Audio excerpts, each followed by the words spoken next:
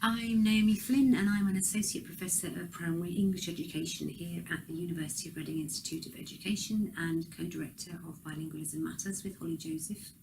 My day job is that I teach primary school teachers how to teach English. My research interest is a strand within that, which is that I'm really interested in how to support teachers in the UK with teaching children who have English as an additional language. By English as an additional language, we mean children who use a language other than English at home. And at the moment, in primary schools in the UK, certainly in England, there are around 20% of children in schools who have EAL, as we call it, in primary schools, and in secondary schools around 16%. So this is a significant proportion of the population of young people and children in schools. And the challenges for teachers are many. One is that the national curriculum is largely devised as a curriculum assuming that the learners are monolingual, so it's like a monolingual curriculum for monolingual speakers. The other one is that research acknowledges that there isn't that much teacher training that goes on for children, for teachers to teach children with EAL. It's a challenge for lecturers such as myself, for example, to make inroads into what's already a very packed curriculum of other things that teachers need to learn. And apart from that, there's also a kind of just a general complexity around EAL, in that some teachers will have just a few children in their class, or maybe even one or two children in their class who have EAL, and others may have a whole class where everybody speaks a language other than English. So it's a very varied picture in terms of what support's available and what sort of experiences teachers have. So my research has been very much focused on trying to find out what do teachers know already, and what can teachers do, and how can we as researchers support teachers in making great choices for what they do in the classroom in relation to these children's learning needs.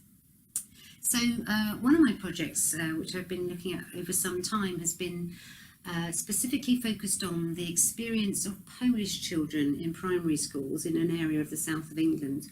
And I focused on Polish children because Polish is the most spoken language after English now in the UK. And the Polish migration really was something a little bit different in terms of the numbers of families that came over here from 2004 onwards, and the numbers of families who are now living here permanently. So we have not only Polish children who come here from Poland speaking Polish, but we have Polish children who are UK born and may have kind of different language experiences of either language.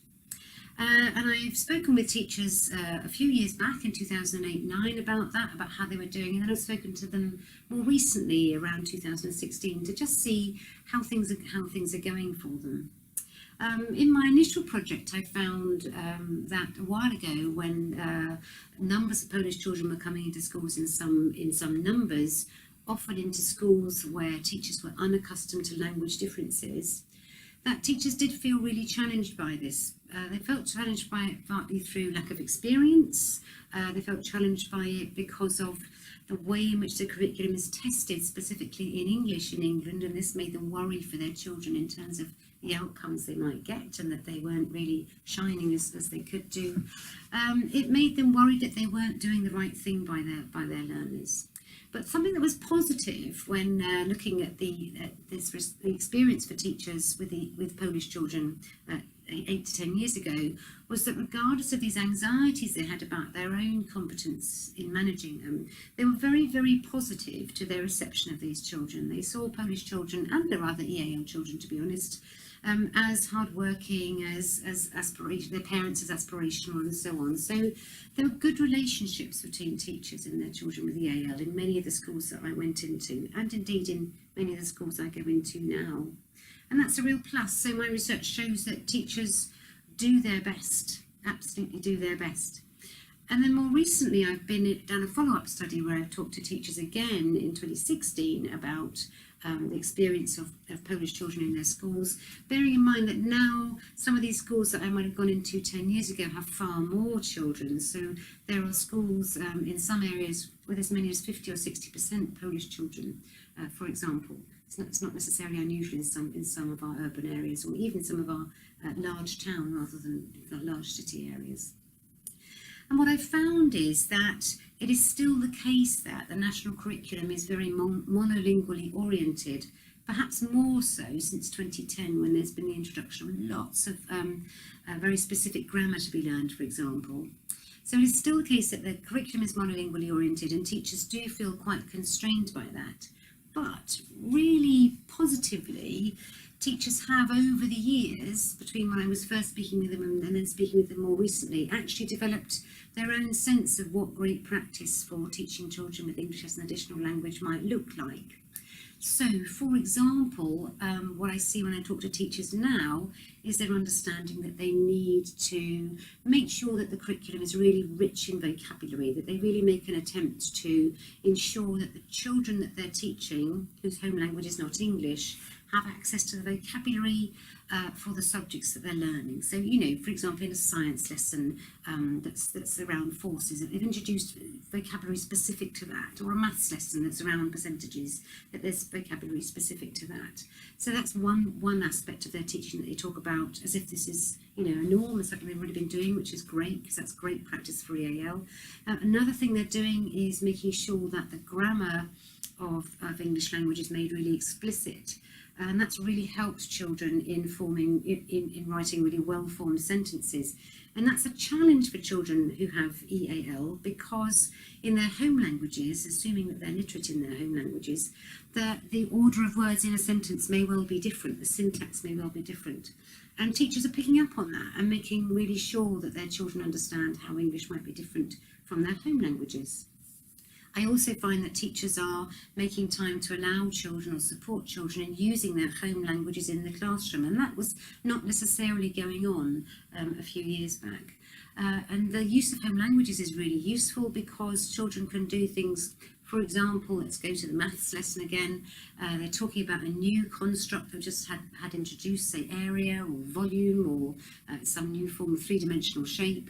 They can talk to each other in Polish or in their home language, whatever it is, to really work out what the concepts mean and then transfer back, you know, to show their understanding of the teacher in English. But processing what they understand in Polish first will have been really, really useful. So on the whole, although teachers still find it very challenging to have children with EAL, and there's not enough training and there's probably not enough funding around to support them, they are really working hard at adapting their practice to be great EAL practitioners. So a second project I'm really interested in currently is really teasing out the nuances of what really great practice looks like for EAL. And in order to do that, I'm collaborating with some smashing colleagues over in the USA, over in Indiana and Nebraska, where areas of the world that you might have thought were not particularly multilingual, but actually there's an awful lot going on in the US in relation to multilingualism and English as an additional language. And what I'm working on with these colleagues is kind of twofold. One is that one of the colleagues, Professor Anna Latimont, who's at Indiana University, has devised a really useful and much experimented with rubric for watching teaching of children who have English as an additional language.